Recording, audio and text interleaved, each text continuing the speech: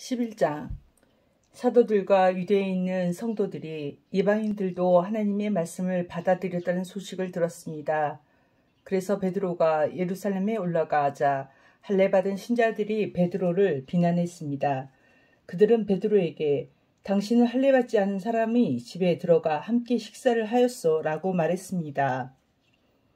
그래서 베드로는 모든 사실을 질서정연하게 설명하기 시작했습니다. 내가 욥바에서 기도를 하고 있는 중에 환상을 보았습니다. 하늘에서 큰 보자기 같은 것이 내 모퉁이가 묶인 채 내 앞에까지 내려왔습니다.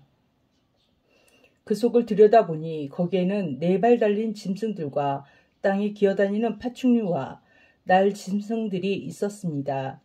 그때 베드로야 일어나 그것들을 잡아먹어라 하는 소리가 들렸습니다. 그러나 나는 주님 그렇게는 못하겠습니다. 저는 속되거나 부정한 것을 지금까지 먹은 적이 없습니다. 라고 대답했습니다. 그러자 하늘에서 다시 음성이 들려왔습니다. 하나님께서 깨끗하게 하신 것을 속된 것이라고 하지 마라. 이런 일이 3번 있은 뒤에 모든 것이 다시 하늘로 올라갔습니다. 바로 그 순간 내가 묵고 있던 집에 3사람이 찾아왔습니다. 그들은 가이사라에서 내게 심부름을 온 사람들이었습니다. 성령께서 나에게 주저하지 말고 그들을 따라가라고 말씀하셨습니다. 여기에 있는 형제 6사람도 나와 함께 고넬료의 집으로 갔습니다. 고넬료는 우리에게 천사를 본 이야기를 해주었습니다. 천사가 그에게 와서 서더니 사람을 욥바로 보내어 베드로라고 하는 시몬을 데려오너라. 그가 내게 너와 내 온 집이 구원받을 말씀을 전해줄 것이다 라고 말했다고 합니다.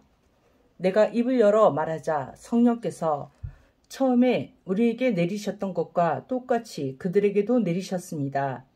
그때 나는 요한은 물로 세례를 주었으나 너희는 성령으로 세례를 받을 것이다 라고 하신 주님의 말씀이 생각났습니다.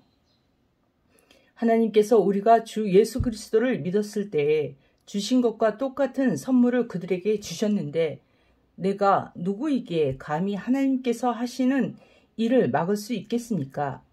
할례받은 신자들은 베드로의 말을 다 듣더니 더 이상 할 말이 없어졌습니다.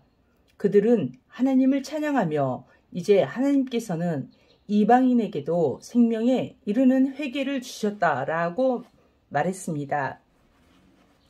스데반의 일로 발생한 박해 때문에 많은 신자들이 흩어졌습니다. 그들은 베니게와 키프로스와 안디옥까지 피해가서는 오직 유대인에게만 말씀을 전했습니다. 그들 중에는 키프로스와 구레네 출신 사람이 있었는데 이들은 안디옥에 이르러 그리스 사람에게도 주 예수님에 관한 복음을 전했습니다. 주님의 손길이 그들과 함께 하셨으므로 많은 사람들이 믿고 주님께로 돌아왔습니다. 이 소식이 예루살렘에 전해지자 교회는 바나바를 안디옥으로 보냈습니다. 그는 안디옥에 도착하여 하나님의 은혜가 내린 것을 보고 기뻐했습니다. 그리고 모든 사람들에게 마음을 굳게 하여 주님을 의지하십시오 라고 격려했습니다. 바나바는 착한 사람이요 성령과 믿음이 충만한 사람이었습니다. 그래서 많은 사람들이 주님께로 돌아왔습니다. 바나바는 사울을 찾으러 다소로 갔습니다. 사울을 찾은 바나바는 사울을 안디옥으로 데려왔습니다. 2사람은 1년 동안 교회에 머물면서 많은 사람을 가르쳤습니다. 제자들은 안디옥에서 처음으로 그리스도인이라고 불렸습니다.